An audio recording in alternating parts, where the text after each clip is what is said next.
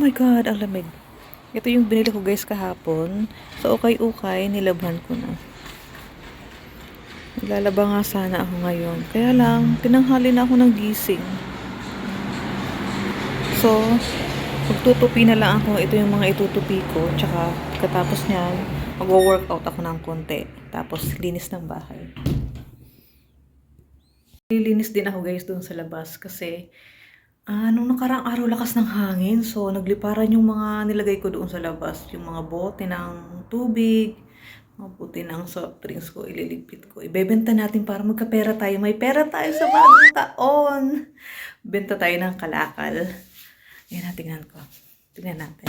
Oh my God! Guys, nakapagpapawis na tayo. So, ginawa ko ngayon, nag-exercise bike, tsaka nag-set up ako rito. Papatanggal bilbil kasi ang kapal na ng bilbil natin. Ayan. Bawasan man lang kahit konti.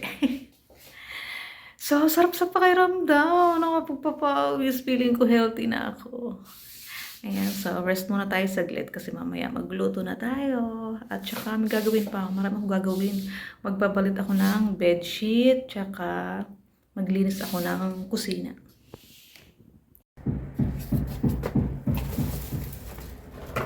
Ito guys, so ang dami ko na plastic dito. Ang dami ko na kalakal. Ibebenta natin para magkapera tayo.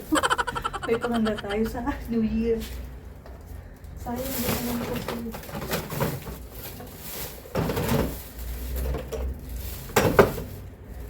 Hirap talaga ng buhay. Hirap kumita ng pera.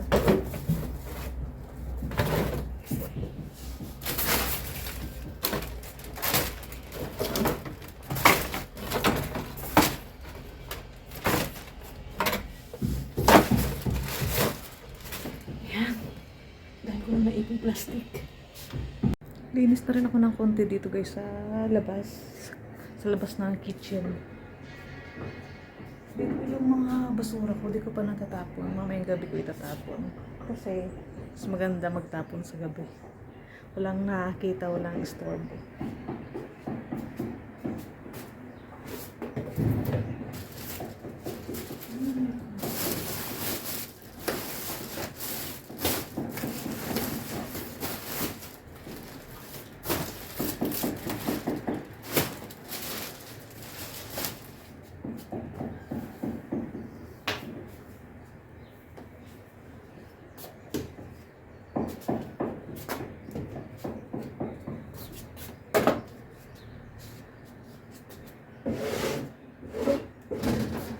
Bihira nang ako lalabas dito kasi sobrang lamig dito. Lagi kong sinasara yung pinto. Ayan, pag nagluluto ako, nakasarado lang yung pinto. Kasi pumapasok din yung hangin.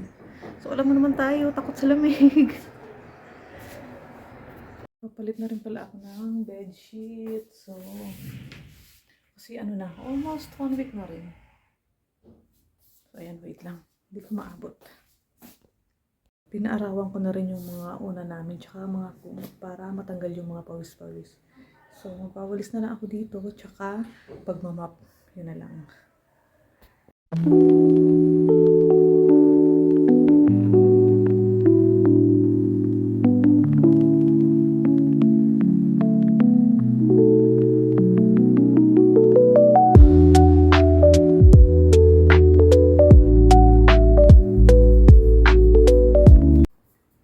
Spray muna tayo guys ng pabango para fresh na yung room natin.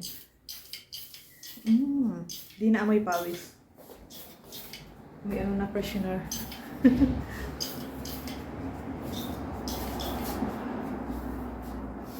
Pumasok sa ilong ko. Di ko alam kung ano papaulam mo kay Habi ngayon guys. Ano kaya ang magandang iluto ngayon? Siguro ko vegetable na lang. Magigisa na lang ako ng carrots. Ano meron ko doon? Beans. Tsaka, ano pa ba nandun? Tingnan natin. Nako! Wala pang laman yung ref namin. Nako, kailangan ko na kabili. Meron akong ano rito. Beans, tsaka carrots, tsaka meron pang, ito, tamang-tama. Meron pang cauliflower. Yan, gigisa ko lang, tapos talagyan ko lang ng kunting karne. Ayos na. Diba? Nakatipid pa tayo. Tingnan yung linis ng ref namin, walang laman. Papakita na walang ano eh. Diyos ko po! Gawa muna ako guys ng hot chocolate. Pangalawang timpla ko na to. Pagising ko sa umaga, hindi pa ako kumakain ng ano.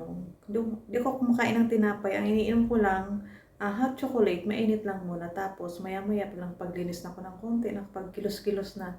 Yun, doon ako kumakain ng tinapay. Kasi parang hindi ako sanay sa pagising ko ano kaagad, tinapay. Pinaano ko muna, pinalilipas ko muna yung ilang oras. So ayan, pangalawang timplahan natin to. Enjoy natin. Nagbago yung isip ko guys, 'di ba? Sabi ko magigisa ako ng repolyo with beans and carrots. So ngayon, sinalang ko na yung karne. Siguro ko ilalaga ko na lang. Kasi ganun din yung magiging resulta nito. Ilalaga ko yung pansahog tapos yung sabaw kukunin ko kasi parang nag-crave ako sa nilaga. So maglalaga na lang. Lagyan ko siya ng patatas, tapos ayan, repolyo. Tapos cubes. Yun na. Okay na. Tsaka mas madali siya, iluto. Tapos, hapon na rin naman. Anong oras na kaya? Late na. So, tamang-tama yan. Hindi matrabaho. So, i-ready ko na guys yung mga pansahog ko dito sa aking nilaga. So, meron tayong potato, carrots, cabbage, tsaka beans. So, ayan lang. Napakasimple lang.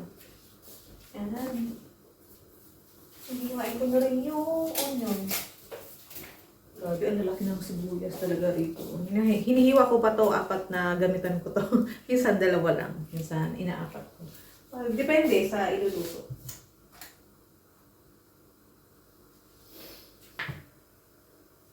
Ano guys, New Year na. Buti pa doon sa Pinas, masaya na naman.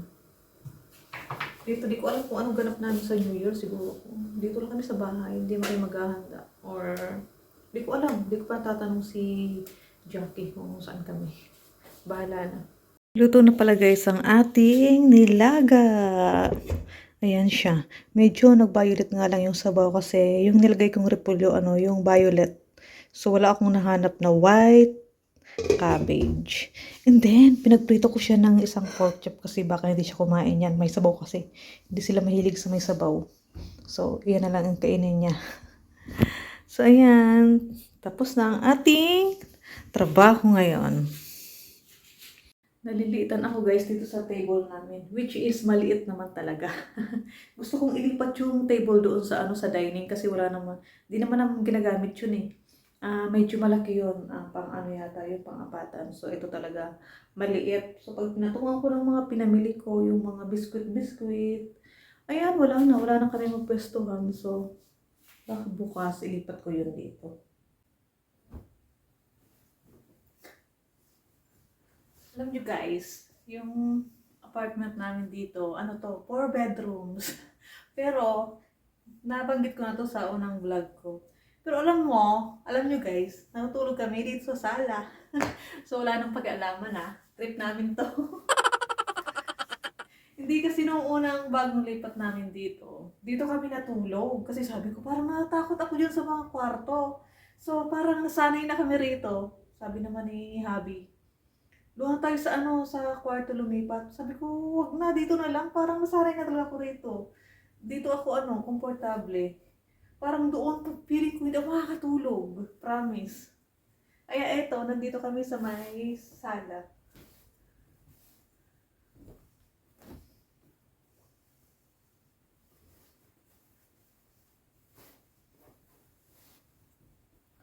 Okay naman dito. Kasi kaming dalawa lang naman. Ayan guys, tapos na ako makapagluto. So, tutupi na tayo ng mga damit. Ito naman gagawin ko ngayon. Tutupi tayo ng mga damit. After this, pwede na tayo magpahinga. Nag-worried ako kay Habi nung nakaraang araw kasi pumunta kami ng ng doktor kasi yung kamay niya sa left hand, nabali talaga yon. Ngayon sabi niya, parang hindi pa daw okay. Punta siya ng doktor. Tapos pagdating doon, ang sabi ng doktor, okay naman na siya. Pero may isang problema. Naku, high blood siya. So, inabot kami ng ano doon, alas 2 ng madaling araw. Hindi kami pinauwi ng doktor hanggat hindi bumababa yung blood pressure. So, akalain mo yun. Iba yung pina-check up namin, yung kamay. Tapos iba pala yung may ano, iba pala yung problema. At least, salamat na lang kasi nalaman namin. Ang taas kaya ng ano niya, BP, nasa 180. So ngayon, at least tinitingnan niya na. Nami-maintain niya na yung ano niya, BP. So nag-order siya ng BP sa ano, sa Amazon. Labas muna ako ngayon guys. Bibili lang ako ng case ng cellphone ko kasi ano na, sira na. And bibili rin ako ng tinapay. Wala na kami stock ng tinapay. So, suot ko na yung binili kong pang winter jacket. Ito siya. Ang ganda pa. Ako lang mag-isa. Hindi nasama si Habi kasi natulog pa siya. Natulog siya pag galing sa work. So, hayaan lang natin matulog kasi pagod. Okay, see you later guys. So, dito na ako guys sa shop. So, tumitingin ako ng case na magandang kulay para sa phone ko. Sana makahanap ako. Kasi ang hirap dito maghanap sa ano, sa lugar na to. Kunti lang yung may tinda. So ito guys, may nakita ako. Kulay ano siya, pink. Ayan, wala na ibang kulay. Red, tsaka ano na lang, orange. Hindi ko type yung ano. Para mas maganda yung white, kaya lang. Alin kaya dito sa dalawa? Ito or ito? So, ayan guys, nakabili na ako ng case. Naglalakad na ako pa uwi. Kasi baka nahanap na ako ni Jackie. Dadaan pa pala ako ng grocery. Bibili pa pala ako ng tinapay kasi wala kaming kakainin tinapay. Pang-almusal and merienda. Kaya muna ako guys dito saglit sa may labas. May ano kasi dito, may banda. Ayan. Makikinig muna tayo ng ano nila. Dito pa rin ako sa labas guys. Inutusan ako ni Jackie. Kasi kukunin ko yung parcel dito sa may street na to. Buti hindi pa ako nakaka-uwi. Bahay na ako guys. Grabe, sinipon ako sa labas. Lapig-lapig kasi. Tulo yung uhog ko. Hindi ko na kaya yung lamig. Sana matapos na yung winter na to. Hirap na ako. Pati yung damit, ang kapal-kapal lagi pag lumalabas kasi hindi mo talaga kaya. We are having dinner. Meron kaming ham. Tinapay lang. Ako tapos na. Siya lang natira ko na. Enjoy! Yes! Perfect. I like it.